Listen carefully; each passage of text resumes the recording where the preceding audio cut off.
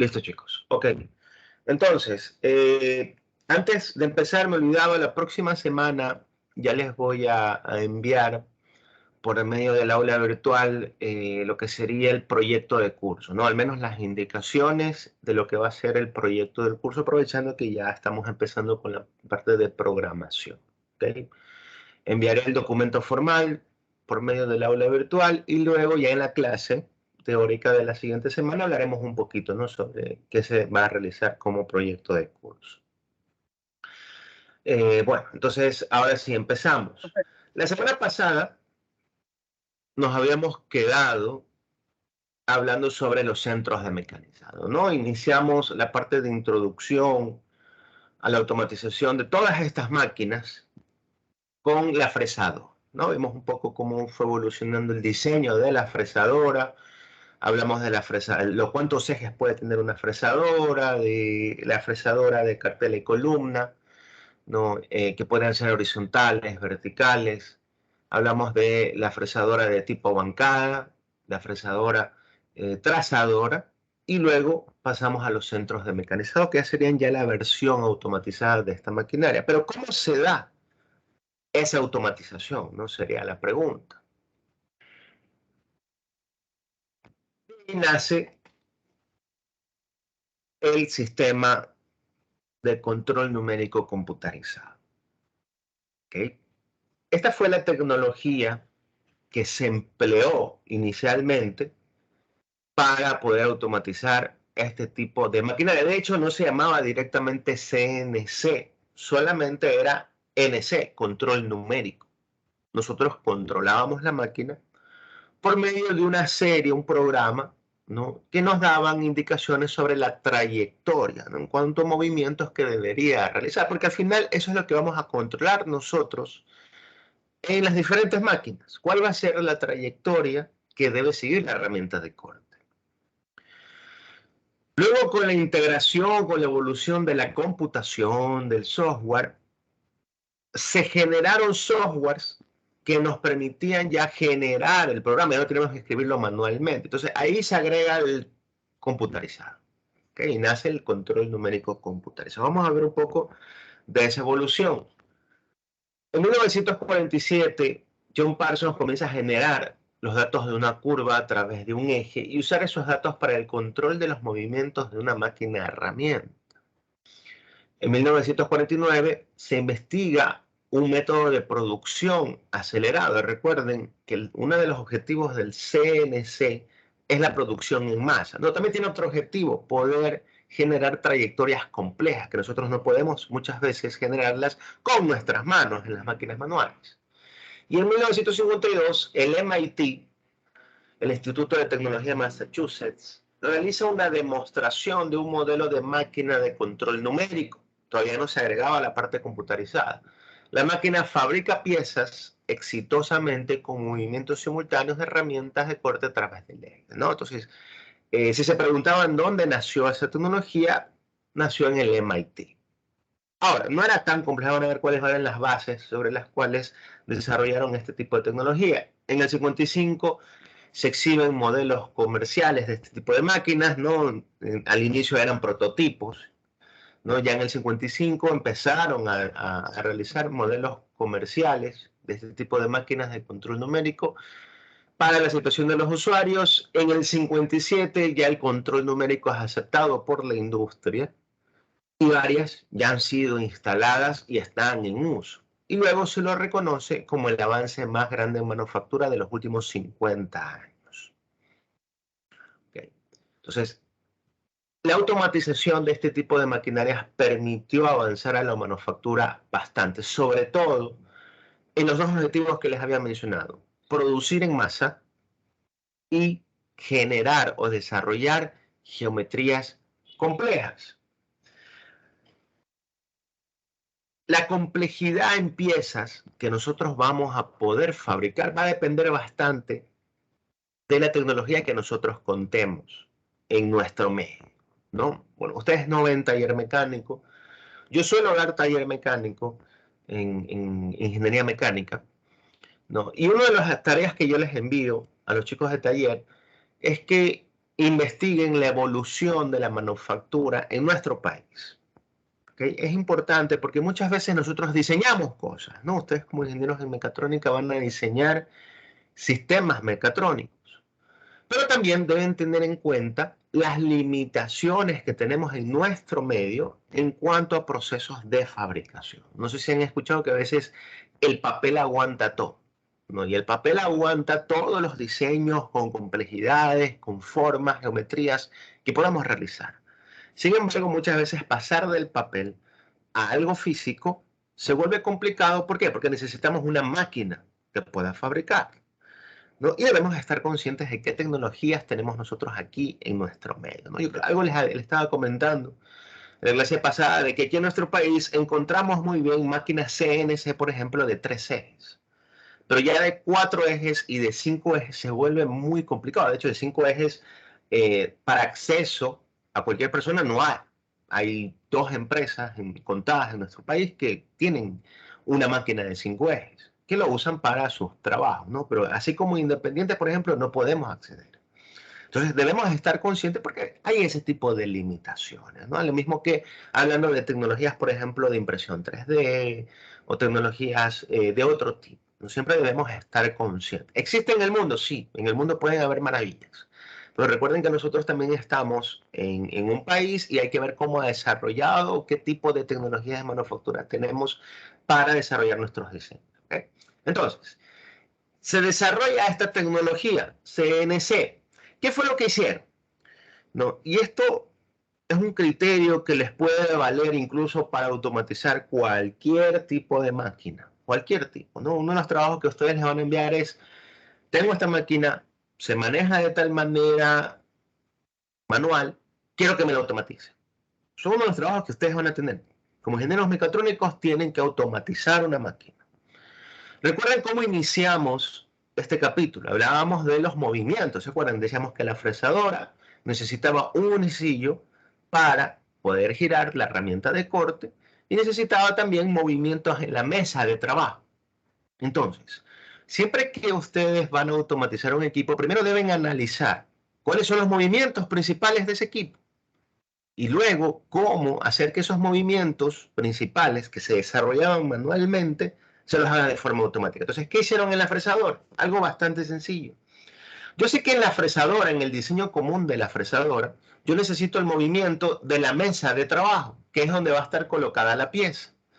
Y yo la voy a desplazar hacia la derecha, perdón, hacia la derecha, hacia la izquierda, hacia atrás, hacia adelante o hacia arriba, hacia abajo. Y adicional a eso, también necesito un control de lucillo, que es el que va. Esos son los movimientos principales de la máquina. Entonces, los investigadores del MIT dijeron, ¿cómo yo puedo hacer que esos movimientos ya no los haga un operador, sino que se hagan de forma automática mediante un computador? Ellos quitaron los volantes y palancas que tenían las máquinas para desarrollar esos movimientos manuales y les acoplaron a los ejes motores. Entonces nosotros vamos a observar motores acoplados al eje del movimiento en el eje Y, en el eje X y en el eje Z. Y luego lo que yo hago es programar esos motores. Programo cuánto van a girar los motores para luego generar ese desplazamiento lineal en cada uno de los grados de libertad. ¿Okay? Tan sencillo como eso. Yo cambio los volantes y palancas por motores. Y en el caso del lucillo, lo que hicieron fue colocar también un motor, pero ya con un variador de frecuencia. Entonces yo puedo variar la frecuencia y de esa manera varío las RPM a la cual elegir. Todo manejado en un entorno mediante un software. Luego, a esta máquina convencional, en la cual yo le he acoplado motores a los diferentes ejes, ¿no? Y el fusillo principal, le coloco una carcasa bonita y se transforma en un centro de mecanizado. ¿Okay?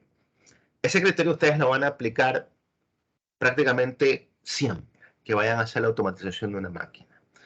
¿Cuáles son los movimientos principales que tiene el equipo? ¿Cómo yo puedo automatizarlo? Van a haber veces, obviamente, que tal vez la forma en que realiza el movimiento de la máquina necesite de accionamiento humano. ¿Por qué? Porque no hay algún método o algún dispositivo que permita su automatización. Pasa, Suele pasar. Yo he trabajado en proyectos de automatización junto con ingenieros mecatrónicos, ¿okay? Y nos ha pasado de que no, a veces no es factible realizar la automatización, sino que ciertos procesos ya se conservan manuales, pero parte de la máquina se vuelve automatizada.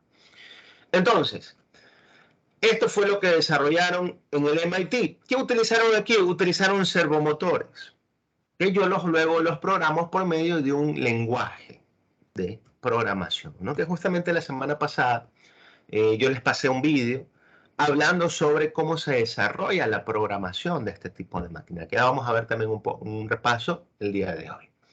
Entonces, el control numérico computarizado es el control de una máquina de herramienta mediante un sistema en el cual ciertos valores numéricos son almacenados por un medio de entrada y automáticamente leídos y decodificados para generar el movimiento de la máquina que se está controlando. Es el proceso de mecanizar partes en un ambiente de producción serial, controlado y posicionado mediante un control computarizado que utiliza motores para mover cada uno de los ejes de la herramienta de corte o piezas de trabajo. ¿Cuáles son, dentro del control numérico, las ventajas? ¿Qué vamos a controlar? Está diseñado para controlar los siguientes parámetros en los motores de la máquina. Vamos a controlar velocidad, movimiento y obviamente en una combinación de estos el tiempo de funcionamiento. La velocidad con que rota la herramienta, el movimiento o cómo se desplaza la herramienta de corte. En el caso de esta fresadora sabemos que el desplazamiento se lo da en la pieza de trabajo. Por eso los motores se colocan a los ejes que desplazan la pieza de trabajo. Y el tiempo de funcionamiento, que mientras más yo optimizo más la velocidad y el movimiento que voy a realizar, el tiempo de funcionamiento va a disminuir. El operador va a cargar un patrón que nos va a indicar los movimientos programado al computador que está conectado a la máquina. Y luego se ejecuta el código. La tecnología CNC, no solo ha facilitado el desarrollo de nuevas técnicas o el aumento de niveles de producción, sino que también ha ayudado a ¿qué? Aumentar la calidad del producto y disminuir los costos de producción. ¿Cómo aumento yo la calidad del producto? Esto yo les decía en la práctica de modelo de corte ortogonal. Recuerden que ahí había una comparación entre un torno convencional y un torno CNC. Yo les hablaba que en las máquinas convencionales nosotros dependemos bastante de la habilidad del operador, que es el que mueve los diferentes ejes elementos de manera manual. Pero como ser humano, obviamente se cansa. Entonces, si yo tenía que realizar una producción en serie, el lote de piezas que me va a producir este operador en la mañana van a ser de una buena calidad, pero en el transcurso del día el cansancio ya va a empezar a introducir errores, lo que significa que para la tarde el lote de piezas no va a tener la misma calidad. ¿Qué ocurre con la tecnología CNC? Como aquí yo utilizo un programa, lo voy a repetir las veces que necesito y siempre van a dar piezas con buena calidad. De esa manera yo aumento la calidad de mi producción utilizando este tipo de tecnología. Luego, disminuir los costos. Recuerden que uno de los problemas de los equipos o procesos manuales es la pérdida de tiempo. Y el CNC o este tipo de tecnología lo que busca es disminuir esos tiempos muertos que suelen haber en un proceso de producción convencional o manual. Entonces nosotros disminuimos el tiempo y por ende disminuimos también los costos de producción. La tecnología CNC fue desarrollada para incrementar la producción, mejorar la calidad de precisión de partes y piezas mecanizadas, estabilizar los costos de manufactura. ¿Qué se refiere con estabilizar los costos de manufactura? ¿No? Antes, producir, imaginémonos un elemento bastante, un automóvil. Producir un automóvil con geometrías aerodinámicas era súper complicado. Hace muchos años atrás. ¿Por qué? Porque la tecnología de en ese entonces no nos permitía fabricar geometrías complejas. Era muy complicado. Entonces, los autos que tenían una cierta geometría aerodinámica, que se los trabajaba a mano, los costos eran demasiado altos. ¿Qué hizo la tecnología CNC? Estabilizar esos costos de manufactura, disminuirlos. ¿No? Y es muy común en prácticamente todas las tecnologías. Siempre que nace una nueva tecnología de fabricación que permite desarrollar una mejora en los procesos, se vuelve una tecnología cara. Ya luego con el paso del tiempo disminuye el valor. Eso ocurrió, por ejemplo, con la impresión 3D. La impresión 3D en un inicio no era factible. ¿Por qué? Porque era demasiado caro, ¿no? Yo recuerdo en el 2010, que fue cuando se adquirió la primera impresora 3D en la SPOL, que era una impresora 3D en cerámico. Los costos de fabricación de piezas en 3D eran súper altos, era muchas veces inviable frente a incluso fabricar la pieza ya en un material metálico. Imagínense, entonces eran demasiado altos. Ya luego, con el tiempo, obviamente la tecnología empieza a abaratar sus costos y nosotros vemos ahora que las impresoras 3D las venden en todo lado. En el 2010 pensar eso era imposible, ¿no? Actualmente ya cualquiera puede acceder a una impresora 3D.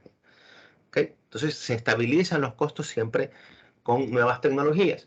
Y luego realizar complejos y antes imposibles trabajos.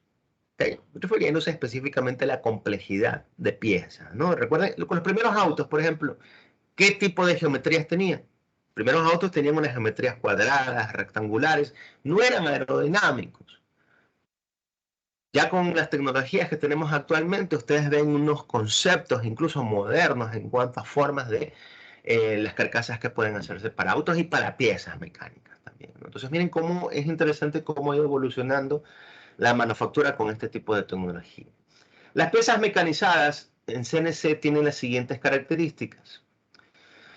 Idénticas, dependiendo de la materia prima. ¿Okay? Primero, como yo voy a introducir un programa y este siempre se va a ejecutar de la misma manera, vamos a tener piezas idénticas. Ahora, la bibliografía nos dice dependiendo de la materia prima. ¿Por qué? Cuando nosotros hablamos de piezas en materiales dúctiles, no sé si lo mencioné,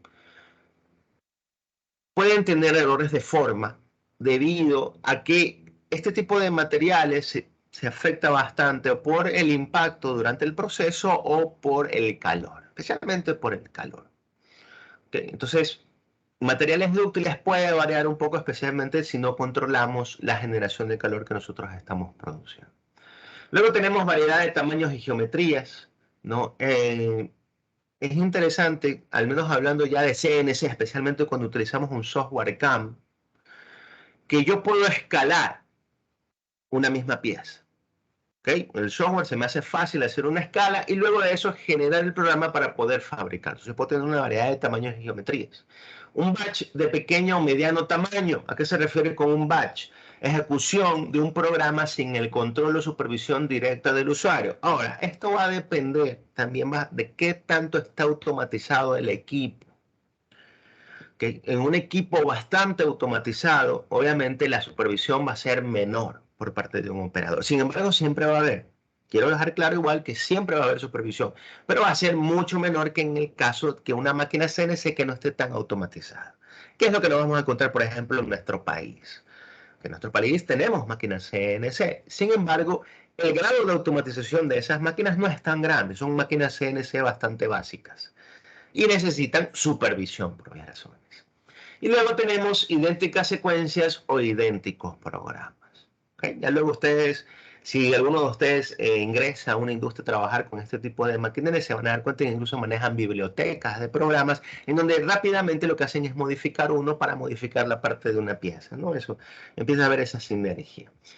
¿Cuáles son los pasos a seguir en un proceso CNC? ¿Okay?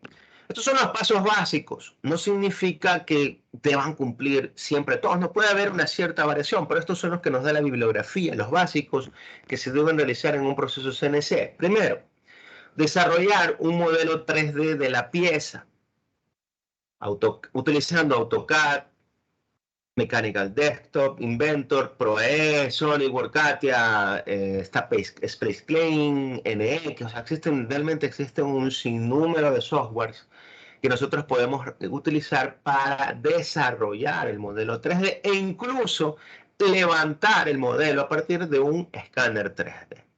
¿Okay? Ya se está tratando de implementar en nuestro país ese tipo de procesos. En nuestra universidad sí tenemos. Nosotros sí tenemos un escáner 3D y hemos realizado trabajos de escaneo en 3D. Les puedo comentar alguno. eh, uno de los clientes que tenemos en la universidad es Pica, ¿no? Y a veces Pica tienen problemas con la fabricación de moldes, especialmente de muñecos. La muñeca, que creo que todo el mundo ha escuchado de Pica, esta, esta muñeca, el Chichobel, esta muñeca de aquí. Ellos tuvieron un problema hace algunos años de que los moldes que enviaban a hacer para este muñeco eran en la China. ¿Ya? Y ellos, y en la China, no sé qué pasó, siempre les mandan un modelo de cómo va a salir la muñeca a partir del molde que ellos le están fabricando. Y les enviaron un ejemplo. ¿Qué ocurre? Que a ellos no les gustaba de que el nuevo molde les producía una muñeca con otra cara. Así como eso. No, ahí tiene que ver un aspecto de marketing, de que ya habían conservado por tantos años una muñeca de un estilo y no querían cambiar la forma de la cara. Bueno, eso es otro tema. El punto es que ellos querían verificar las medidas de la cara, de la muñeca, en el molde. Entonces, ¿cómo se hace eso? Con metrología, poco complicado. ¿Okay? Utilizar un cierto instrumento que me permita medir y evaluar toda la forma de la cara de la muñeca. Ellos nos pidieron acá en la universidad que nosotros escaneemos en 3D la forma de la cara de la muñeca y luego sacáramos un plano para con eso verificar el molde. Entonces nos trajeron unos modelos de muñecas, nosotros realizamos el escaneo y de esa manera levantamos el modelo 3D. Entonces miren cómo a veces funciona, ¿no? Este tipo de trabajo. De esa manera ellos ya tenían planos y podían verificar, ¿no? Y sacaban un modelo más fiel a lo que ellos querían en su producto. Entonces, así funcionan muchas veces los trabajos con escaneo 3D. Entonces, esta es la primera parte. Primero desarrollamos un modelo 3D, ¿no? Y ahí el por qué ustedes tienen una materia de dibujo para ingeniería. Decidir las operaciones de mecanizado para la parte que queremos producir. Una vez que yo tengo el modelo 3D, ya sea la forma de la pieza que yo quiero producir, debo decidir qué cosa. Las operaciones. Voy a realizar fresado, voy a realizar torneado, voy a realizar taladrado, voy a realizar una combinación de todas las operaciones. Y esto ustedes lo desarrollan junto con el punto 3, que es escoger las herramientas de corte adecuadas en el ciclo de fabricación. Justamente el tema que se tomó en el examen. Bueno, ustedes le dan una pieza mecánica, ingeniero, yo quiero fabricar esta pieza. ¿Qué procesos utilizo? ¿Qué herramientas? ¿Qué parámetros? Ok, me están pidiendo un ciclo de fabricación. Okay. Entonces, ustedes proyectan el ciclo de fabricación de la pieza mecánica con todos los datos que ya hemos venido practicando, ¿no? En clases anteriores. Una vez que yo ya decido las operaciones, los parámetros, incluso podemos calcular hasta el tiempo que nos vamos a tardar, se escogen se utiliza el CAM para generar el código. En este caso, existen también muchos software que nos van a permitir generar el programa. Por si acaso, CAM se refiere a un software de manufactura asistido por computador. Tenemos el Mastercam, el Match 3, tenemos también el Inventor CAM, que es el que vamos a emplear nosotros en la práctica. Existe el Bobcat CAM, existe el NX también que tiene su CAM, el Solid CAM de SolidWorks. O sea, realmente nosotros vamos siempre a tener una gama amplia de software que nos van a permitir generar el software, así como tenemos en el caso del CAD. Ya va a depender de cuál es el que utilicen en la empresa, no donde vayan a trabajar, ¿no? Ahí sí ya depende de cada empresa. Aquí en nuestro país, uno de los que más se utilizan es el Mastercam. Eso no significa que no vayan a poder generar el mismo código en los otros software. Esto simplemente es el hecho de qué software han comprado o han utilizado, porque en lo mismo que el CAD, yo puedo hacer un dibujo en AutoCAD 3D y después lo llevo a Inventor, o puedo hacer un dibujo en Inventor y después lo llevo a SolidWorks. Siempre se maneja un lenguaje, una extensión universal, mejor dicho, en este tipo de archivos. Eso se produce lo mismo en el CAM. Yo puedo generar un código en el Mastercam y lo llevo a Inventor, o genero un código en Inventor y lo llevo a Match 3. Eso no hay ningún problema. Luego de que nosotros hemos generado el código, verificamos y editamos el programa. ¿Por medio de qué? De simulación. Yo voy a simular la trayectoria que va a seguir la herramienta de corte y de esa manera verifico si está bien o no desarrollado el programa. Luego de eso cargaría el programa de la máquina verifico o edito el programa en la máquina real, la máquina generalmente tiene un panel con una pantalla donde nosotros vamos a poder ingresar y editar el programa. Y finalmente corremos el programa y maquinamos la pieza. ¿Okay? Este sería el proceso final. Y si ustedes se dan cuenta, ya me indica a mí emplear un CAM directamente. Nosotros para el curso vamos primero a aprender a programar de manera manual. ¿Okay? Primero aprendemos a programar de manera manual y luego vamos a emplear el software CAM. ¿Por qué? Porque a mí me interesa bastante que ustedes puedan editar el programa. ¿Okay? Hay un software que le genera el programa, pero ¿cómo lo edito si yo no manejo el lenguaje de programación? Entonces, primero vamos a aprender aquí, vamos a tener un punto intermedio de programación manual. ¿Okay? Y ya luego veremos el CAM, esto sí lo vamos a ver, veremos el CAM y veremos cómo ustedes ya se van a dar cuenta. El software me generó toda esta línea de código y hace que me dice esta línea. Si yo les digo, chicos, quiero cambiar la velocidad de avance o quiero cambiar la velocidad de corte, las RPM, ustedes ya rápidamente van al programa y editan esa parte. ¿Okay? Entonces, estos son los pasos básicos a seguir en un proceso CNC. No, para finalizar, les quería mostrar un poco cómo es el panel de control de este tipo de maquinaria. ¿No? Nosotros vamos a encontrar de manera muy común estas partes principales. Vamos a tener primero una sección donde nos va a indicar la posición de cada uno de los ejes en los cuales se está desplazando la herramienta de corte. Miren, aquí nos muestra X, Y, Z y me da la opción incluso de colocar un cuarto eje. Entonces, cuando ya el programa esté corriendo, ¿no? En la máquina yo voy a poder verificar si se está posicionando adecuadamente en cada uno de los ejes, de acuerdo a lo que yo programé. Luego de esto tenemos sección de mi panel donde me va a indicar la herramienta que estoy utilizando. Esto es importante. ¿Por qué? Recuerden que en las máquinas CNC nosotros vamos a manejar una bodega con múltiples herramientas. Y en el programa lo que yo voy a hacer es llamar una herramienta. Entonces yo verifico aquí si la herramienta que ha llamado para la operación que voy a realizar está en la posición que se indicó en la bodega de herramientas. Recuerden que, por ejemplo, en el ejercicio del examen, la pieza tenía que hacerse un torneado, un taladrado y un fresado. Entonces iba a haber un intercambio de herramientas. Eso nosotros lo podemos verificar aquí. Luego tenemos una sección donde se controlan dos parámetros principales: el avance y las RPM. Yo coloco en el programa de la máquina cuál es el avance que voy a seguir con la herramienta y cuáles son las RPM a la cual va a girar. Sin embargo, durante el proceso yo los puedo variar. ¿Por qué? Los procesos de mecanización no dejan de ser procesos empíricos. Yo voy a variar o colocar los parámetros de acuerdo a lo que esté observando que se produce en el momento. Si yo observo, por ejemplo, que la herramienta está sufriendo mucho, vemos que empieza a chillar, que se empieza a desgastar demasiado, entonces, ¿qué tengo que hacer? Disminuir los parámetros de corte. Ya están establecidos en el programa, pero la máquina en el panel de control me permite aumentar o disminuir. Generalmente el aumento o disminución se lo maneja de manera porcentual, por eso ustedes van a observar que siempre va a estar en el 100% en los dos casos, y después ya voy a poder aumentar o disminuir, que serán 25%, un 40%, un 50%. Ese porcentaje que yo voy a aumentar o disminuir en mi parámetro ya depende bastante de la experiencia. ¿Okay? No hay un criterio que nos diga debes aumentar tanto, no. Eso ya depende de la experiencia.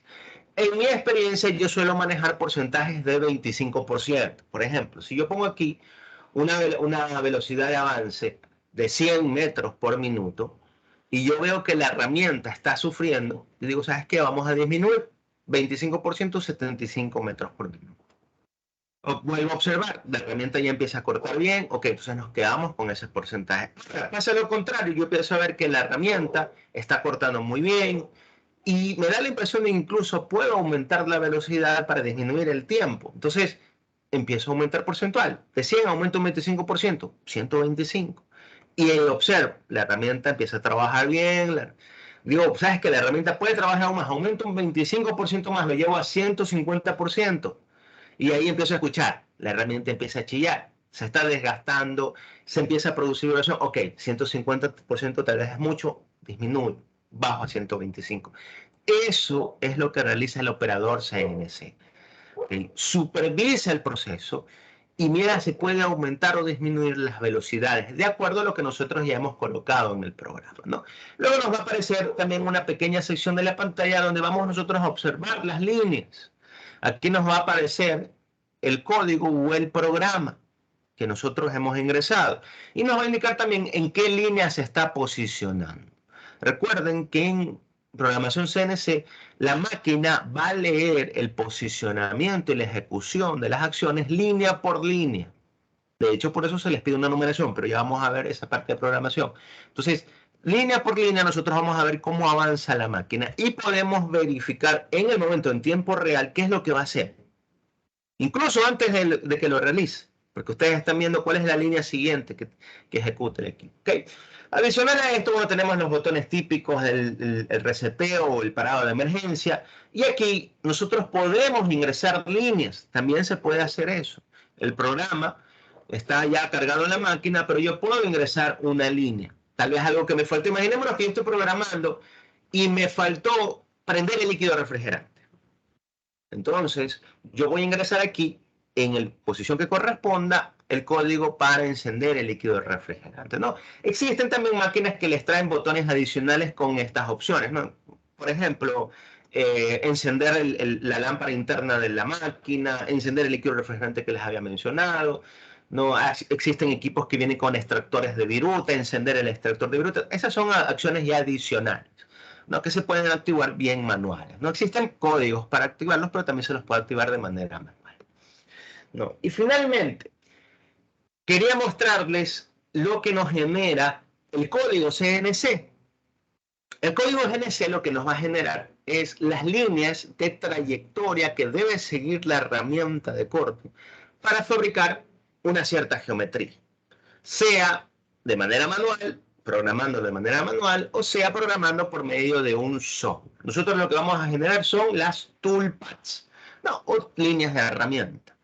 La trayectoria que va a seguir la herramienta de corte para irse acoplando a las diferentes geometrías que nosotros tenemos en nuestra pieza mecánica. Siempre vamos a elegir un punto de partida donde la herramienta se va a introducir o penetrar, y a partir de ese punto le vamos a indicar el camino que va a seguir para que pueda dejar nuestra geometría final.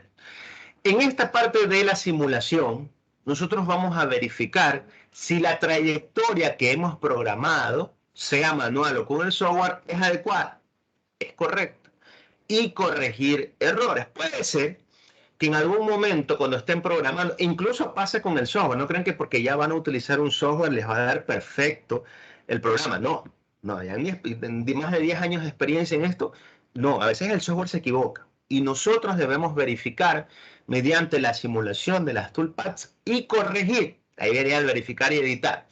A veces las líneas detectan una geometría mal, detecta una superficie, errores comunes que suelen haber en el modelado 3D de las piezas, y genera una toolpath. Por ejemplo, imagina que genera una toolpath por fuera.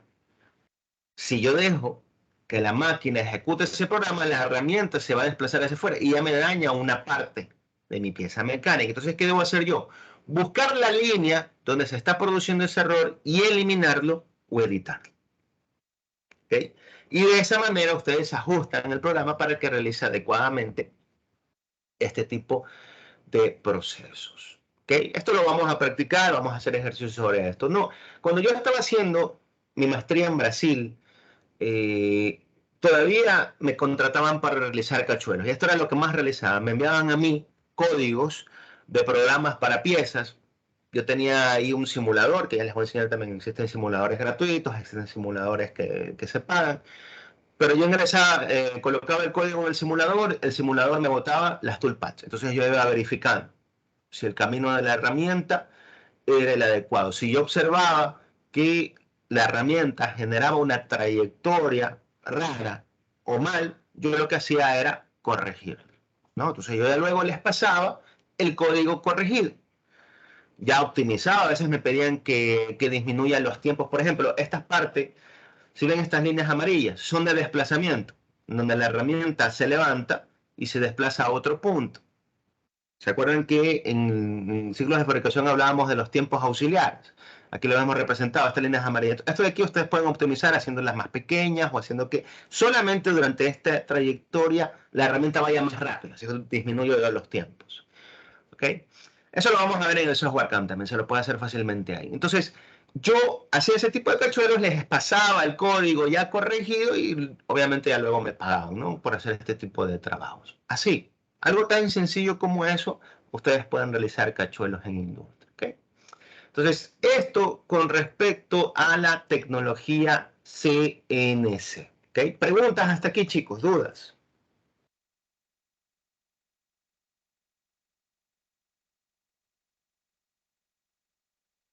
No, No, profesor. profesor. Chévere. Espero que haya quedado todo claro. Esto es importante, conocer cómo funciona esta tecnología. ¿Okay? Si se encuentra es bastante sencillo, no es nada complicado. ¿Okay? Entonces pasemos ahora a programación.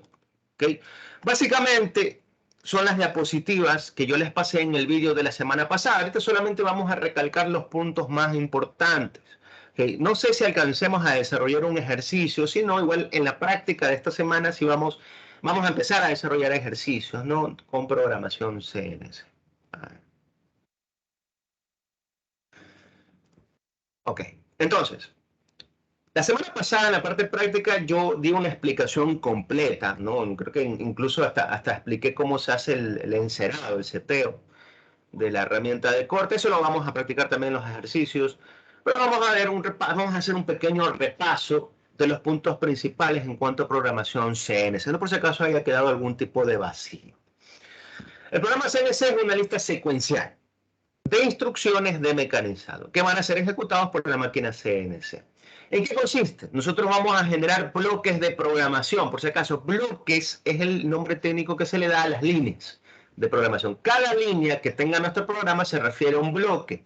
No, es importante que manejemos este tipo de lenguaje porque a veces en la industria nos dicen, ingeniero, necesitamos hacer una corrección en el bloque 53 del programa. Y a veces no saben a qué se refiere con bloque 53. Se refiere a la línea 53 del programa que se ha desarrollado, que contienen un comando individual para un movimiento o acción específica. Todos los programas deben tener un nombre o un número, y algunos controles numéricos solo aceptan números. No, aquí viene otro punto importante. El tipo o la sintaxis, mejor dicho, porque es la sintaxis realmente del programa, o sea, cómo yo lo escribo. Aquí nos dice una pauta, que el nombre debe tener un número, o a veces la máquina acepta solo números, depende de la máquina. Ustedes se van a encontrar con máquinas en que es obligatorio que el nombre lleve una letra y una cierta cantidad de números. Existen máquinas que tienen controles en los que el nombre debe tener solo números, lo que sí siempre debe llevar nombre, porque esa es la manera como nosotros llamamos al programa a nuestra máquina, por medio del nombre, de acuerdo a cómo está establecido. Los programas CNC están compuestos por bloques lineales sucesivos, cada uno de estos son una instrucción para el control. Los bloques pueden estar numerados, de no estarlos, los controles nos ejecutarán en el orden que los vaya encontrando. Mucho cuidado con esto de aquí. ¿Okay? Esto también va a depender bastante de la máquina. Existen máquinas en que sí les exige que los bloques estén numerados, porque esa es la forma como ellos detectan cuál línea va atrás de otra. Existen controles en máquinas que no les piden. ¿Okay? Mi recomendación, siempre pongan número. ¿Qué puede pasar si yo le ingreso a la máquina un programa que no está numerado y la máquina necesita numeración? Una de dos, o la máquina no ejecuta el programa o la máquina literalmente se vuelve loca. En el sentido de que como no tienen numeración las líneas de programación, las empieza a ejecutar en cualquier orden. ¿Okay? Esto nos dice la bibliografía. Ejecutará en el orden que los vaya encontrando. No significa que sea en el orden adecuado. Ojo con esto. Tengan mucho cuidado con esto porque a mí me ha pasado. O sea, yo les estoy comentando errores que me han pasado a mí. No he colocado numeración al programa y la máquina inicia con otra trayectoria, inicia en otro punto. Tengan mucho cuidado con eso. ¿Okay? Mi recomendación, siempre numere. La numeración de los bloques puede no ser de 1 en 1, puede ser de 5 en 5, de 10 en 10, etc. Esto es conveniente para introducir luego bloques intermedios sin alterar toda la numeración. La numeración debe ser siempre creciente. Si existiera un bloque cuyo número sea menor al anterior, el control detiene la ejecución del programa, ¿no? Son pautas que nosotros debemos seguir aquí, principalmente para la numeración. Se suele utilizar intervalos grandes. O sea, ustedes pueden numerar los bloques en uno. Línea 1, N1, línea 2, N2, y así sucesivamente. Lo recomendable, utilicen intervalos grandes. De 5 en 5, de 10 en 10. ¿Para qué? Si nosotros queremos introducir, como nos dice aquí, una línea intermedia, imaginémonos, yo ya codifico la parte inicial de mi programa y me olvidé de ingresar el código de líquido refrigerante. Pero si lo numero en 1 a 1, yo no puedo de 1 a 2 colocar intermedio 1.1. La máquina no lee decimales, la máquina lee números enteros. Entonces, siempre utilizo intervalos grandes, 5, 10, 15, 20, cosa que si me faltó algún tipo de código entre el bloque 15 o la línea 15 y la línea 20, yo puedo intermedio colocar una línea 16. ¿Okay? Esa es otra recomendación. Siempre acostúmbrense a programar con intervalos grandes, ¿no? Para mí el mínimo debería ser 5 en 5. Puede ser de 10 en 10, de 20 en 20. Ustedes van a ver incluso programas que tienen numeración de 100 en 100. ¿Okay? Ya depende del programador. Existen dos tipos principales de códigos. Nosotros vamos a tener el código G y vamos a tener el código M. Los códigos que llevan la letra G corresponden a funciones propias de mecanizado. Aquí vamos a encontrar nosotros que dentro de los códigos de la letra G están para el movimiento de la herramienta de corte, códigos para movimientos rápidos, códigos para movimientos de avance, podemos establecer nosotros si estamos en desbaste o acabado, códigos para movimientos radiales, descansos, etc. ¿Okay? Todos estos movimientos que corresponden al proceso de corte, nosotros los escribimos con la letra G y un número. Ya luego vamos a ver cuáles son esos códigos principales. Y luego tenemos los códigos con la letra M, que corresponden a las funciones misceláneas. De hecho, de ahí sale la letra, código M. Acciones necesarias para el mecanizado, pero que no incluyen el movimiento de la herramienta. Por ejemplo, accionar el usillo principal. Yo quiero que el usillo gire en sentido horario, quiero que gire en sentido antihorario. Un cambio de herramienta. Yo le quiero indicar a la máquina, vamos a hacer un cambio de herramienta. Encender o apagar el líquido del refrigerante. Encender o apagar el programa. ¿Okay? Todos esos códigos que indican acciones para la máquina, en las que no interviene la trayectoria de la herramienta, se los codifica con la letra M. Ya vamos a ver también el grupo de códigos generales que se utilizan con esta letra.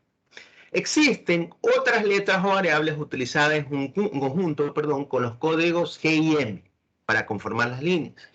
La mayoría de los códigos G contienen una variable designada por el programador para cada función específica. Las letras usadas son, aquí ya nos dan el grupo de letras que nosotros vamos a utilizar mayoritariamente dentro de nuestro programa. Ya vemos dos, los códigos G y los códigos M. El código G, grupo de acciones para trayectoria de la herramienta. Y el código M, acciones misceláneas. Pero luego tenemos la N.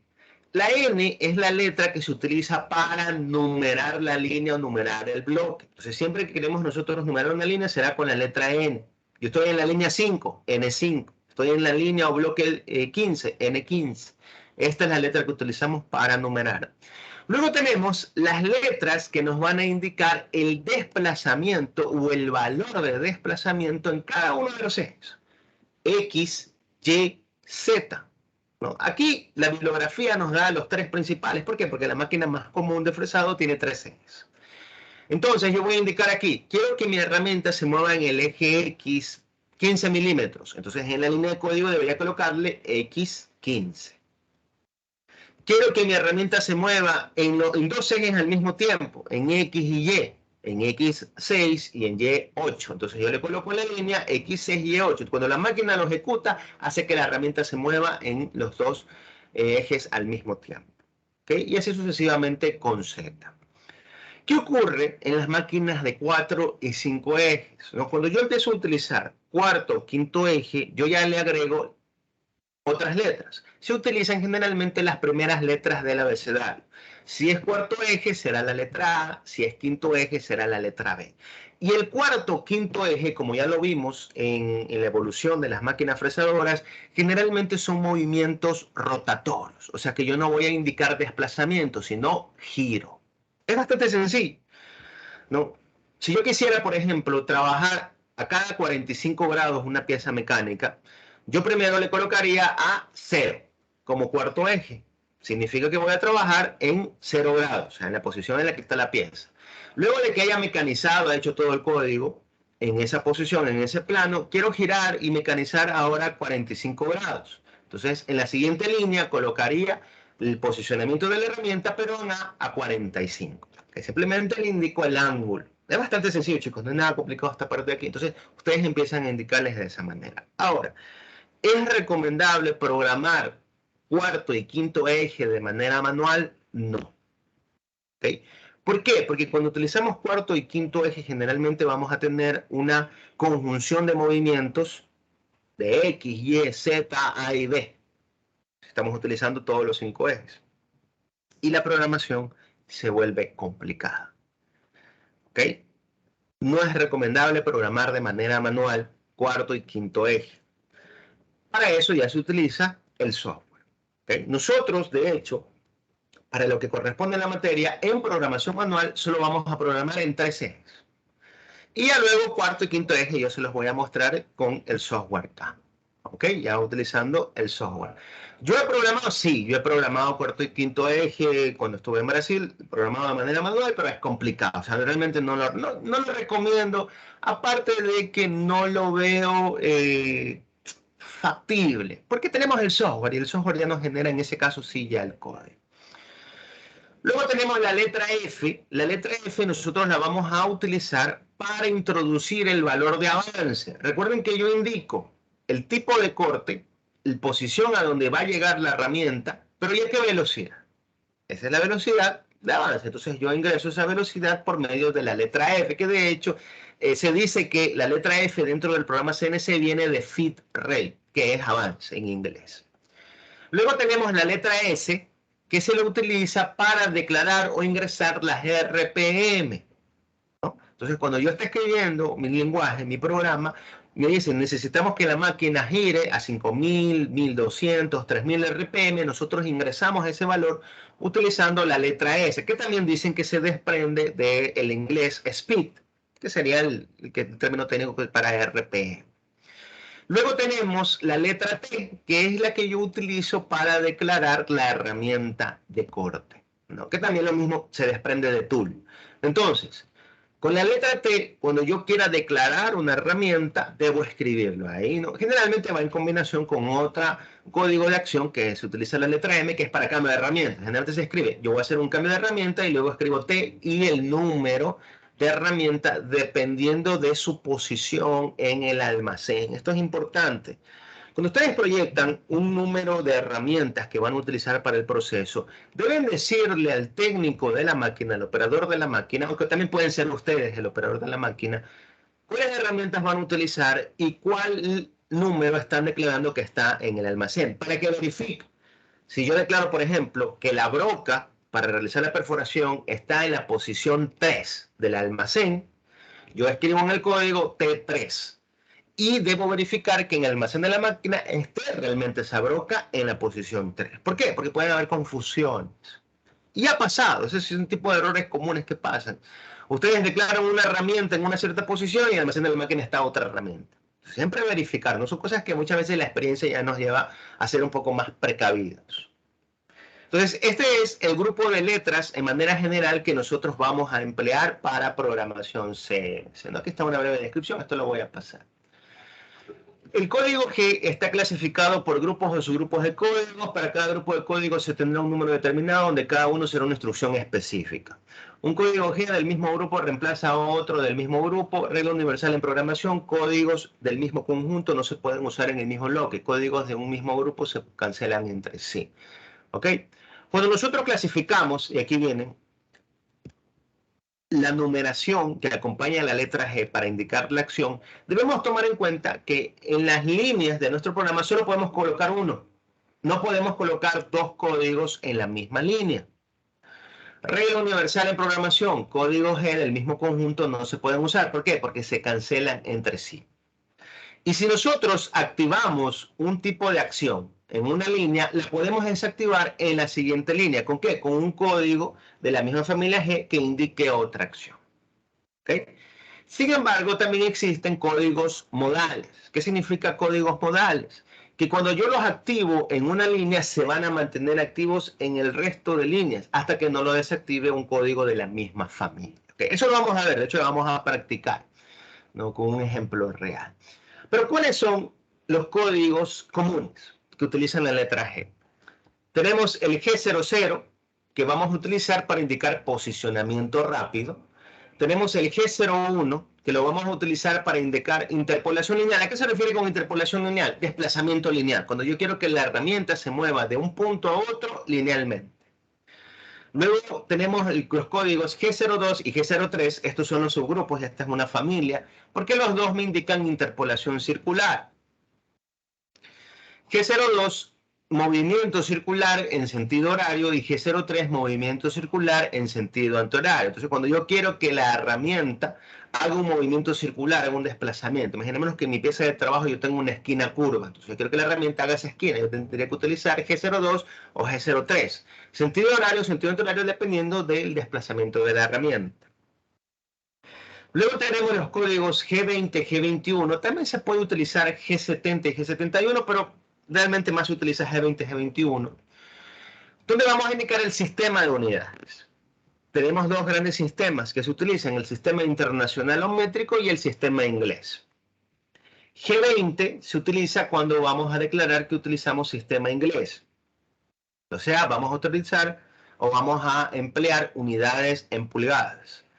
Y G21 cuando estemos trabajando con sistema métrico, unidades en milímetros. Tengan cuidado con esto. Un solo código ya les puede dañar todo el programa. Imaginémonos que yo programé toda la secuencia, toda la trayectoria de mi herramienta en milímetros. Y dije, en X se va a desplazar 10 milímetros, en Y se va a desplazar 5, en Z se va a desplazar 6. Y yo introduzco mal el código del sistema de unidades y le pongo G20, el sistema en pulgadas. ¿Ustedes creen que va a desplazar lo mismo en 5 milímetros a 5 pulgadas? Tengan cuidado con eso, porque a veces ese tipo de errores en que el que falla un código ya les daña todo el programa.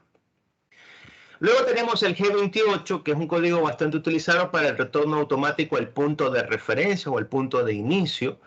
Tenemos G40, G41, G42, que indican compensación de la herramienta.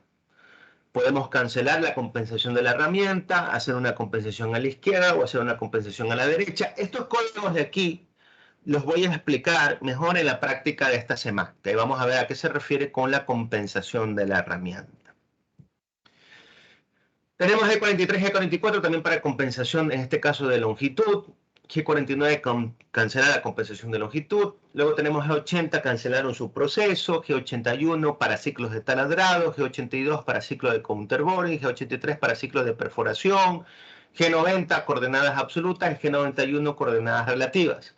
¿Okay? Este tipo de procesos en el que ya indican una operación específica como el taladrado, el counterboring o perforación. Y aquí me falta uno más que no está, que es el G32. El G32 se utiliza para hacer rosca, para ser roscado. Tienen una forma, una nomenclatura de escritura bastante particular. O sea, no solamente se utiliza el código, hay que indicar otros parámetros. ¿Okay? Ya lo vamos a practicar en los ejercicios. ¿Okay? Ahora, obviamente, por cuestiones de tiempo, no es que vamos a poder practicar todas las operaciones habidas y por haber con la programación. Vamos a practicar las principales. Si ustedes desean practicar más sobre este tipo de codificación, existen manuales donde ya les indican a ustedes la nomenclatura de cómo se debe escribir dependiendo del tipo de operación que se va a realizar. Mi consejo, hagan un curso aparte. ¿Okay? Un curso aparte solo de programación, que sí hay. Aparte que le reciben un certificado, pues no, que ustedes lo pueden adjuntar a su currículum vitae y eso ayuda bastante, créanme, cuando van a solicitar un trabajo, ¿no?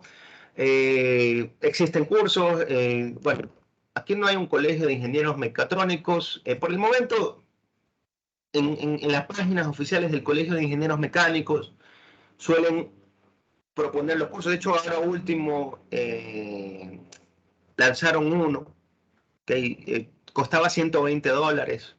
Hay cursos más económicos, por si acaso, pero este de $120 era bastante completo. Por si acaso, yo no participo ahí, vayan a creer que estoy promocionando, no, yo no participo nada. Es una recomendación para ustedes. Cuando yo era estudiante, yo también hice cursos, aparte de lo que me daban en la teoría. ¿Okay? En el curso, como ustedes ya se dedican a estudiar específicamente programación, ahí sí pueden repasar todos los códigos habidos por haber y lo que son los subprocesos y ese tipo de códigos. No, aquí vamos a aprender lo básico. Y ya luego de eso, ustedes sí tienen que profundizar un poquito más. Mi recomendación, hagan un curso. ¿Okay? Eso, inviertan un poquito en su profesión y créanme, les va a ayudar, les van a servir, van a aprender bastante con ese tipo de capacitaciones. Entonces, aquí tenemos algunos códigos que especifican operaciones. Estos tienen una forma particular, de hecho vamos a practicar algunos de ellos en la parte práctica, ¿no? Y luego tenemos los códigos de coordenadas. Estos de aquí también son importantes. El G90 y G91 nos van a indicar si vamos a trabajar con coordenadas absolutas o vamos a trabajar con coordenadas relativas. Por lo general, en programación manual siempre trabajamos con coordenadas absolutas. No significa que no podamos trabajar con coordenadas relativas, sino que no lo recomiendo. ¿A qué se refiere con coordenadas absolutas y coordenadas relativas? Cuando trabajamos con coordenadas absolutas, nosotros partimos de un punto de inicio. Y yo voy a proyectar todos los desplazamientos que se realicen en los diferentes ejes a partir de ese mismo punto de inicio. Eso es coordenadas absolutas, un solo punto de inicio. ¿Qué ocurre cuando trabajamos coordenadas relativas? Tengo también un punto de inicio, pero cuando la herramienta va de ese punto a otro punto, ese nuevo punto al cual yo llegué se convierte en el nuevo cero o el nuevo punto de inicio. Entonces, cada nuevo desplazamiento que yo realice se convierte en un nuevo inicio. Lo que significa que todas las distancias y desplazamientos son de manera independiente. Siempre van a partir del último punto en el que nosotros nos quedamos. Y la programación se vuelve más complicada. ¿Okay? Por eso yo no lo recomiendo. Siempre trabajar con coordenadas absolutas. Es más fácil equivocarse cuando se trabajan con coordenadas relativas. No significa que no puedan. Ustedes pueden, o sea, obviamente van a tener que concentrarse un poquito más y probablemente repasar el código y repasar. ¿Okay? Entonces, siempre recomiendo coordenadas absolutas. Las relativas son bastante útiles cuando estamos desarrollando geometrías complejas. Cuando se me hace difícil a partir de un punto generar una curvatura compleja, sino que rápidamente yo puedo la curvatura compleja dividirla en varias curvaturas pequeñas. Y cada nuevo punto es mi nuevo punto de inicio para una curvatura. Ahí sirve bastante las coordenadas relativas. De hecho, el software que genera el programa utiliza bastante coordenadas relativas, más que absolutas. ¿No? Son particularidades, son facilidades que nosotros no tomamos al momento de hacer la programación, sea manual o sea por mediante un software. Entonces, esto como un grupo de códigos más utilizados con la letra G. No son los únicos, como les digo, hay más códigos. ¿Okay? Eso de ahí ya les va a tocar profundizar en alguna capacitación. Luego tenemos el grupo de códigos más utilizados con la letra M. Tenemos el M03, que me va a indicar giro de lucillo, en este caso en sentido horario. M04, que me va a indicar giro de lucillo antihorario. M05 me indica parada de lucillo. M06 es el código que yo voy a utilizar para cambio de herramienta. Recuerden que les decía que utilizaba un código M y luego la letra T. Este es el código que nosotros vamos a utilizar. Siempre que queramos hacer cambio de herramienta, M06 y indicamos con T la herramienta o la posición de la herramienta en el almacén que queremos cambiar. M08 para encender el líquido refrigerante. M09 para apagar el líquido refrigerante. M10, M11, la bibliografía nos dice sujeción on, sujeción off. Este tipo de códigos se utilizan en máquinas en las que el lucillo o el sistema que sujeta la materia prima es automatizado. Si no es automatizado, pues no los utilizamos. ¿Ok? Aquí en nuestro país no tenemos ese tipo de sistemas porque ya generalmente son de máquinas bastante automatizadas. Entonces, probablemente, no digo que no, pero probablemente no los utilicen. Al menos aquí, tal vez alguno de ustedes se va al extranjero y vaya a especializarse en este tipo de temas o vaya a trabajar en una empresa de fabricación, tengan máquinas más automatizadas, ahí se van a utilizar este tipo, no para sujetar o aflojar lo que sería nuestra pieza de trabajo.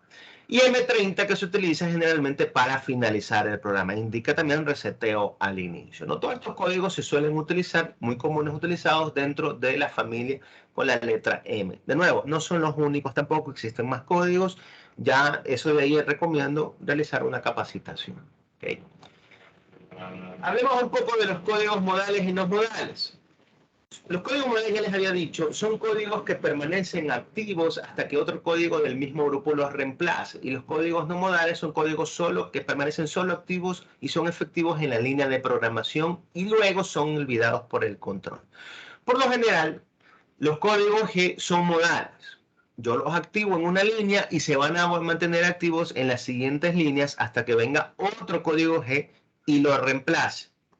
¿Okay? No todos son modales, pero la mayoría son modales. Ya vamos a ver en los ejercicios cuando utilizamos la modalidad de estos códigos. Y los códigos no modales son los con la letra M. ¿Por qué? Porque son acciones que yo las activo en el momento, pero no necesito que el control las siga recordando. Por ejemplo, prender el líquido refrigerante. Yo le coloco en una línea M08, que significa encender el líquido refrigerante. Pero la máquina necesita recordar este código en las siguientes líneas. No. Este de aquí lo activó el líquido refrigerante y ahí termina. Se olvida de ese código. Eso se refiere a lo que no son modales. Cambio de herramienta. Por ejemplo, coloco en mi programa, voy a hacer un cambio de herramienta. La máquina hace el cambio de herramienta y se acabó. Ya no necesito que esos códigos se sigan recordando en el resto de líneas. Entonces, solamente se activan en la línea en la cual están declarados y luego de eso el control los olvida. Un programa CNC consta de 3 fases, ¿ok? Y ya con esto, sí, ya con esto finalizamos, porque el resto les voy a dar en la práctica. Entonces, el código CNC va a constar de 3 fases. Vamos a tener la configuración inicial del programa, el proceso de corte y el apagado del sistema. Esto es ley. Y recuérdenlo siempre, el código o el programa CNC debe tener 3 fases. Vamos a tener una configuración inicial donde van a ir todos los códigos que me van a indicar las condiciones iniciales de mi proceso. Luego tenemos la parte intermedia del programa, que va a contar con los códigos que indican la trayectoria de la herramienta de corte. Y luego la última fase, que es el apagado del sistema, como dice aquí, contiene los códigos que apaga todo. Todo lo que encendimos nosotros en un inicio lo debemos apagar. ¿Okay? Por ejemplo, yo enciendo en el inicio el líquido refrigerante, entonces aquí al final debo apagarlo. ¿Cómo enciendo el líquido refrigerante? Con el código M08. Y al final debería ir el M09, que yo apago el líquido refrigerante, ¿no? Y así sucesivamente. Todo lo que yo haya encendido al inicio se apaga al final. Existe el código M30, que es el que finaliza todo, pone fin al programa y resetea todos los componentes. Ciertos programadores en la fase final, como dice que en el apagado del sistema, solo colocan el M30, porque con esto apagan todo. ¿Se puede? Sí. ¿Se debe? No. ¿Okay? ¿Por qué no se debe? ¿Qué ocurre cuando ustedes a un aparato electrónico, uno que tenemos en casa, lo quieren apagar? Ustedes lo desenchufan directamente del conector o aplastan el botón de apagado. Obviamente, aplastamos el botón de apagado. ¿Qué ocurre si yo lo desenchufo directamente del conector? Puede sufrir algún tipo de daño, especialmente porque son componentes eléctricos. Eso ocurre cuando nosotros utilizamos en nuestro programa directamente el M30. Nosotros como que desenergizamos el equipo, resetea, fin del programa. Todo se apaga abruptamente y podemos dañar, podemos afectar en algún sentido. Ya me ha pasado, de hecho. ¿Okay? Una vez se me dañó el sensor de cambio de herramienta de la máquina. ¿Por qué se me dañó? Porque la mayoría de programas que se empleaban en la máquina colocaban al final directamente el M30, ¿no? En vez de apagar cada dispositivo que se enciende adecuadamente. Que tengan cuidado, son detalles, pero que les va a servir. Entonces, aquí tenemos un pequeño ejemplo de cómo sería, ¿no? Un programa CNC. Tenemos la primera fase, configuración inicial de nuestro programa. ¿Qué vamos a contener en esta configuración inicial? Todos los códigos que dan las condiciones de inicio del programa. ¿Cuáles son esos códigos? Bueno, primero colocamos el porcentaje, ¿no? El porcentaje es un símbolo que se utiliza bastante dentro de la programación CNC, generalmente para dar un inicio y un fin. A veces lo colocan al fin, a veces no. Las máquinas lo toman como una bandera de inicio, de hecho no dice aquí, bandera de inicio del programa. ¿Ok? Incluso hay ciertas máquinas que no les leen, a pesar de que el código pueda tener, o el programa pueda tener su nombre, no les lee el programa. ¿Por qué? Porque no le han colocado la bandera de inicio. ¿No? Pueden, a veces ocurre ese tipo de cosas. Entonces, ten en cuenta de siempre colocar símbolo porcentaje, bandera de inicio del programa. Luego viene el número del programa, el nombre. Ya habíamos establecido que se compone de letras y números. O a veces se puede componer solamente de números. Ya depende de la máquina. Okay, entonces yo coloco aquí han colocado 2.1001. Ese es el nombre de mi programa, ¿no? Por lo general es una combinación de 4 números y una letra. A veces viene la letra O, a veces viene otro tipo de letra, pero comúnmente, al menos lo que yo he visto manejado, siempre utilizan la letra O, es la más común. Y 4 números, ¿ok? Entonces yo coloco mi número del programa. A partir después del número del programa empezamos a numerar las líneas. Y miren, ¿cuál era la letra para numerar? N. Ahí empieza N5, N10, N15. Miren que aquí utilizan intervalos de 5 en 5 para numerar cada línea. ¿Qué declaro inicialmente? Nosotros vamos a declarar inicialmente el sistema de unidades y el sistema de coordenadas. Estoy trabajando en sistema inglés o sistema métrico y estoy trabajando con coordenadas absolutas o coordenadas relativas. Si estoy trabajando en sistema inglés, colocaré el código G20. Si estoy trabajando en sistema métrico, colocaré G21. Y así sucesivamente con el coordenadas. Si estoy trabajando en coordenadas absolutas, G90. Si estoy trabajando en coordenadas relativas, G91. La mayoría de nuestras piezas están en unidades en milímetros. Entonces lo que más vamos a colocar aquí es G21. Y como les había dicho, en programación manual lo que más vamos a trabajar son con coordenadas absolutas, entonces será G90. Con eso yo ya le indico a la máquina, todos los desplazamientos que tú vas a realizar van a partir de un mismo punto, porque hoy estoy utilizando coordenadas absolutas. Y todos los desplazamientos o distancias que yo ingreso que debes recorrer van a ser en milímetros, porque he declarado el sistema de unidades, G21. ¿No? En este caso el ejemplo nos pone en G20, van a ser un desplazamiento en pulgadas. Luego de declarar el sistema de coordenadas y el sistema de unidades, voy a declarar la herramienta que estoy utilizando. Y miren cómo lo coloca. M06, que es el código que indica cambio de herramienta, y luego la letra T con el número de herramienta en nuestro almacén de la máquina. A veces les va a tocar preguntar. Ustedes quieren utilizar, por ejemplo, una cuchilla que tiene una forma curva, imaginemos. Y ustedes no saben en dónde está la cuchilla, en qué posición, ahí le envían al operador. Por favor, revisa, indícame en el almacén de la máquina en qué posición está esta cuchilla. Le dice, ingeniero, ¿sabe que la cuchilla está en la posición 14? Entonces ustedes cuando van a programar dicen que yo voy a hacer un cambio de herramienta a la posición 14, le colocan P14. No, eso es importante, chicos, siempre verifiquen en qué lugar del almacén de la máquina está la herramienta. Y de esa manera ustedes programan bien. Ok, entonces con esto hago el cambio de herramienta. Existen controles, o sea, existen máquinas con controles que no les piden que coloquen el M06, sino que directamente ustedes coloquen la letra 3 con el número de la herramienta. Ya la máquina interpreta que ustedes quieren hacer un cambio. ¿Ok? Tengan cuidado con eso. Algo que no les he dicho, ¿cómo ustedes saben cuál es la codificación con la que funciona la máquina? Pidan un ejemplo. Siempre que vayan a un lugar de trabajo, a ingresar a una máquina CNC de una marca que ustedes no conocen, pidan códigos de ejemplo. Ustedes me pueden dar un código de ejemplo de la máquina, porque las máquinas siempre cuando les instalan les hacen una capacitación y les dan unos códigos de ejemplo. Entonces ya ustedes en el código de ejemplo empiezan a observar. Mira, la máquina en el nombre no utiliza letras y números, solo utiliza números. Entonces te dan cuenta cómo va la sintaxis de escritura de su programa. Es la única manera, pues no somos adivinos para saber cómo funciona cada máquina. Debemos pedir un programa y ya luego de eso nos guiamos. En la declaración de la herramienta, utiliza M06, no utiliza. Y ustedes se van a dar cuenta poco a poco, ¿no? Ya después la experiencia les va a permitir programar en diferentes marcas de máquinas. Por ejemplo, yo he programado bastante en máquinas con controlador FANUC. Ese es el controlador chino. Ya se imaginarán que ese es el que más ingresa a nuestro país. También existe el controlador de Siemens. Ese se utiliza bastante en Europa, el NX. Ese es otro tipo de controlador. Tiene cierta variación en la sintaxis. Por ejemplo, a veces la línea o cada línea que nosotros programamos termina con un punto y coma. Ese es en el de FANUC. En el de Siemens termina en punto. El comando de finalización de línea.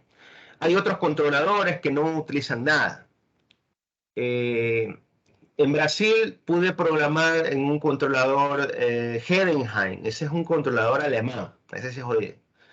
Un controlador, porque, más que todo por la cinta. Los códigos son los mismos. Los códigos G, G01, el G02, todos van a ser lo mismo. Pero la forma en cómo nosotros los escribimos y los colocamos depende bastante del controlador. Por eso les digo, siempre pidan un ejemplo. Eso es bueno. Okay, entonces, ya he declarado la herramienta. ¿Qué más se declara en el inicio? Las RPM. ¿Cuántas RPM yo voy a colocar? ¿Y en qué sentido va a girar? M03 para girar el lucillo en sentido horario. O sea, lo vemos aquí. Giro de lucillo en sentido horario. ¿Y cuánto va a girar? ¿Con qué velocidad? La letra S, ¿recuerdan? Coloco las letras S, las RPM, 1200. Entonces yo digo, prender el lucillo que gira en sentido horario a 1200 RPM.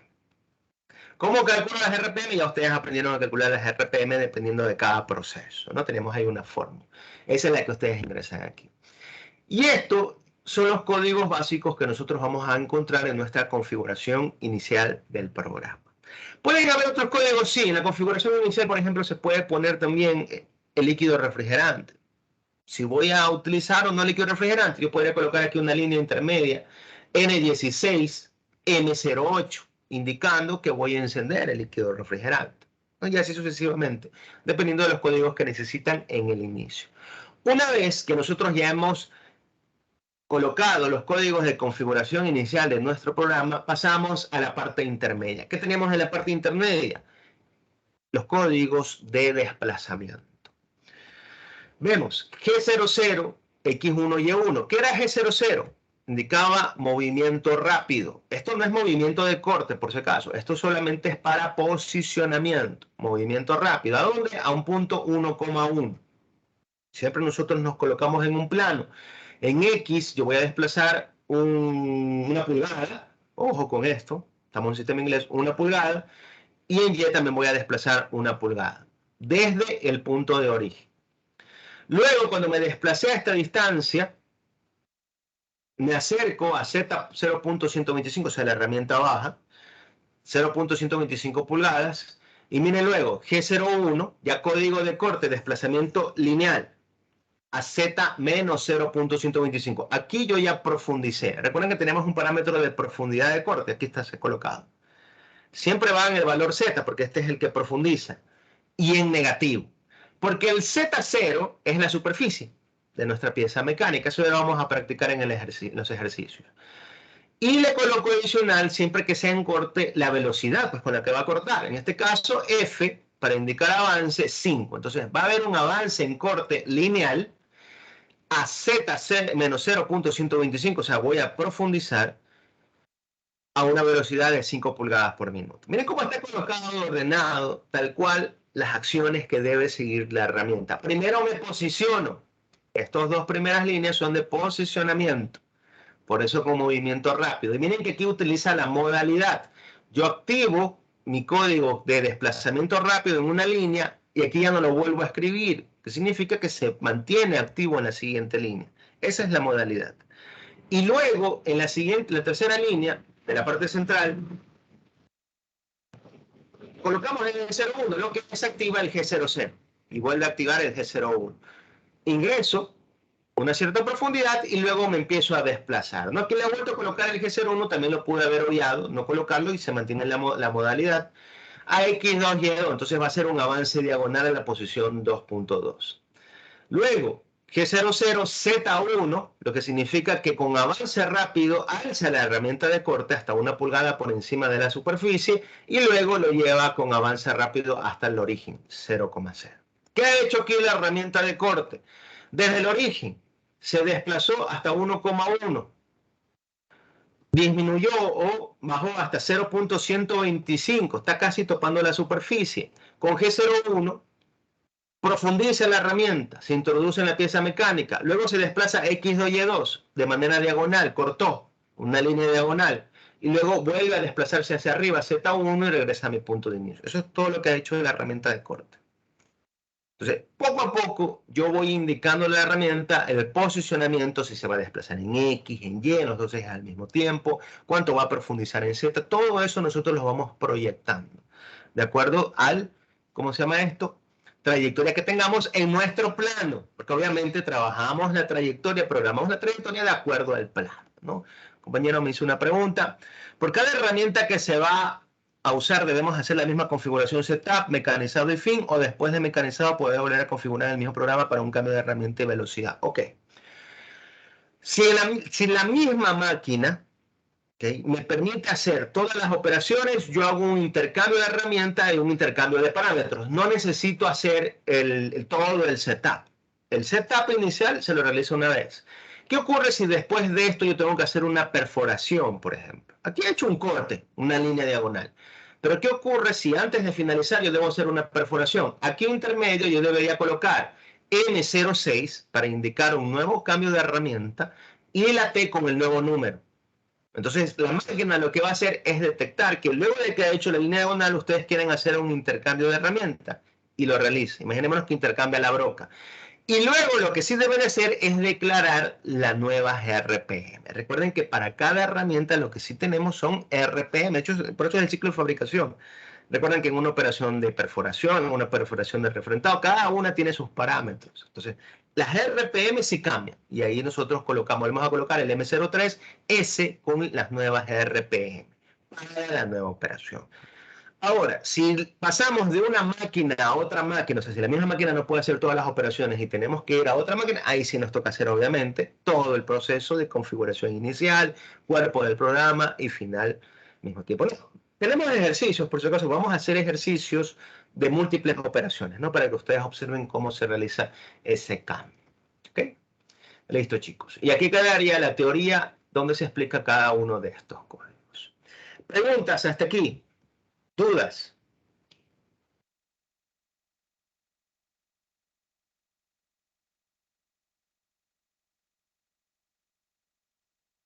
Ninguno. Ok, chicos. Con todo, en la clase práctica de esta semana, yo ya ingreso directamente a hacer ejercicio. Voy a dar una pequeña introducción, repasando más que todo algunos códigos, el G40, G41, G42, que no lo vimos, explicando un poquito más lo de coordenadas absolutas y relativas, pero ya vamos a ingresar directamente a hacer ejercicio. Le vamos a poner un plano y nos vamos a poner a programar. ¿Okay? Para que ustedes se vayan familiarizando con el lenguaje de programación y más que todo práctica. La habilidad y la facilidad con que un programador desarrolla un código depende de la práctica, no depende de nada más. ¿Ok? Tienen que practicar, ¿no? Y eso es lo que quiero buscar o busco con los ejercicios. Listo, chicos, les agradezco entonces por la asistencia, por la atención. Nos vemos en la siguiente clase. Profesor, disculpe, Sí, para dime. la práctica de hoy ya tenemos que tener descargado algún programa. No, no tienen que tener descargado ningún programa. El programa les voy a pedir para la siguiente semana un programa sencillo, es de simulación. El día de hoy solo quiero que practiquemos, que ustedes observen cómo se genera un programa desde cero. ¿Okay? Eso tiene que quedar primero claro y luego utilizaremos software. ¿Okay?